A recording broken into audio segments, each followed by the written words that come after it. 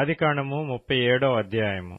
యాకోబు తన తండ్రి పరదేశవాసిగా ఉండిన కనాను దేశములో నివసించెను. యాకోబు వంశావళి ఇది. యోసేపు 17 వాడై తన సహోదరులతో కూడా మందను మేపుచుండెను.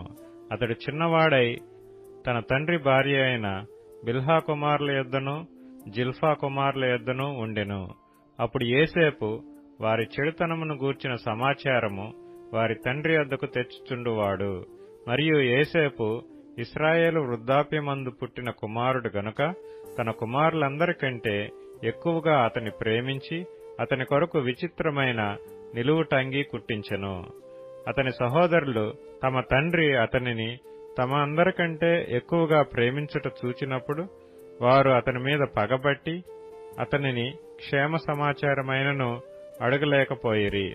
యోసేపు ఒక కల కని తన సహోదరులతో అది తెలియచెప్పగా వారు అతని మీద మరీ పగపట్టిరి. అప్పుడు వారిని చూచి, నేను కనిన ఈ కలను మీరు దయచేసి వినుడి. అదేమనగా, మనము చేనిలో పనలు కట్టుచుంటిమి.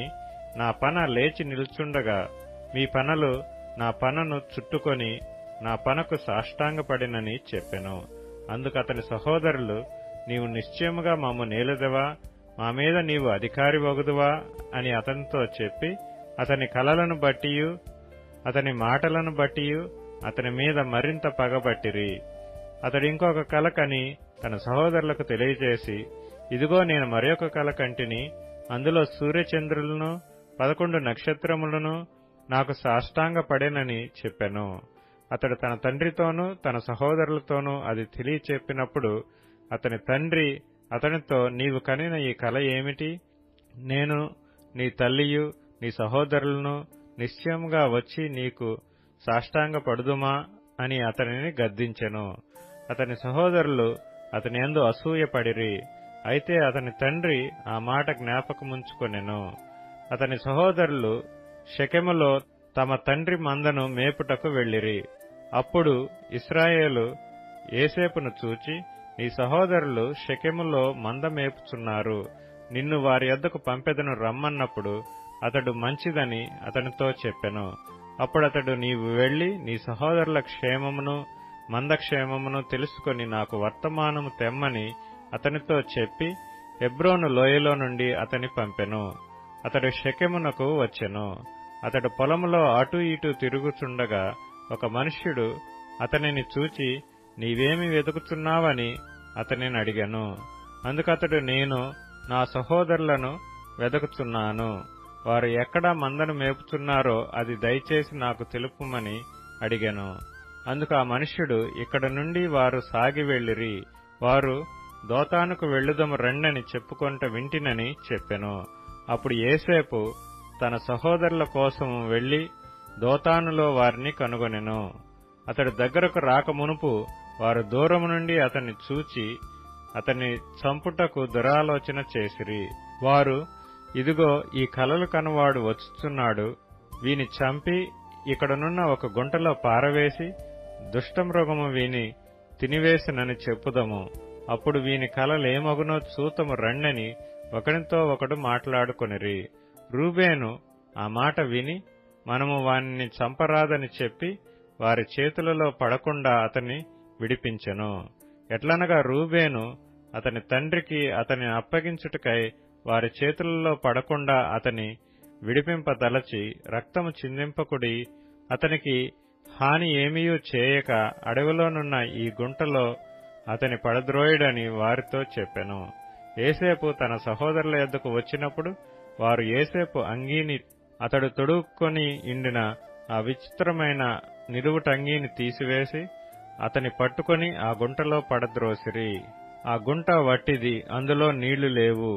వారు భోజనము చేయ కూర్చుండి కన్నులెత్తి చూడగా ఐగుప్తునకు తీసుకొని పోవుటకు గుగ్గిలము మస్తకియు బోళమును మోయిచున్న ఒంటెలతో ఇష్మాయేలీయులైన మార్గస్థులు గిలాదు నుండి వచ్చుచుండిరి. అప్పుడు యూదా, మనము మన సహోదరుని చంపి వాని మరణమును దాచిపెట్టినందువలన ఏమి ప్రయోజనము? ఈ ఇష్మాయేలీయులకు వానిని అమ్మివేదము రండి, వాడు మన సహోదరుడు, మన రక్త సంబంధి కదా, వానికి హాని ఏమీయూ చేయరాదని తన సహోదరులతో చెప్పెను. అందుకు అతని సహోదరులు సమ్మతించిరి. మిద్యానీయులైన వర్తకులు ఆ మీదుగా వెళ్ళుచుండగా వారు ఆ గుంటలో నుండి యోసేపును పైకి తీసి ఆ ఇష్మాయేలీలకు 20 తులముల వెండికి అతనిని అమ్మివేసిరి. వారు యోసేపును ఐగుప్తునకు తీసుకొని పోయిరి. రూబేను ఆ గుంటకు తిరిగి వచ్చినప్పుడు యోసేపు గుంటలో లేకపోగా అతడు తన బట్టలు చింపుకొని తన సహోదరుల యొద్దకు తిరిగి వెళ్లి, చిన్నవాడు లేడే, అయ్యో నేనెక్కడికి పోదుననగా వారు యోసేపు అంగీని తీసుకొని ఒక మేకపిల్లను చంపి దాని రక్తంలో ఆ అంగీ ముంచి ఆ విచిత్రమైన నిలువుటంగీని పంపగా వారు తండ్రి యొద్దకు దానిని తెచ్చి, ఇది మాకు దొరికెను, ఇది నీ కుమారుని అంగీ అవునో కాదో గుర్తుపట్టమని చెప్పిరి. అతడు దానిని గుర్తుపట్టి, ఈ అంగీ నా కుమారునిదే, దుష్టమృగము వానిని తినివేసెను, యోసేపు నిశ్చయముగా చీల్చబడినెను. యాకోబు తన బట్టలు చింపుకొని తన నడుమున గోనెపట్ట కట్టుకొని అనేక దినములు తన కుమారుని నిమిత్తము అంగలార్చుచుండగా అతని కుమారులందరినూ అతని కుమార్తెలందరినూ అతనిని ఓదార్చుటకు యత్నము చేసిరి. అయితే అతడు ఓదార్పు పొందనొల్లక, నేను అంగలార్చుచు మృతుల లోకమునకు నా కుమారుని యొద్దకు వెళ్ళెదనని చెప్పి అతని తండ్రి అతని కోసము ఏడ్చెను. మిద్యానీయులు ఐగుప్తునకు అతని తీసుకొని పోయి ఫరో యొక్క ఉద్యోగస్తుడును రాజ సంరక్షక సేనాధిపతియునైన పోతీఫరునకు అతనిని అమ్మివేసిరి.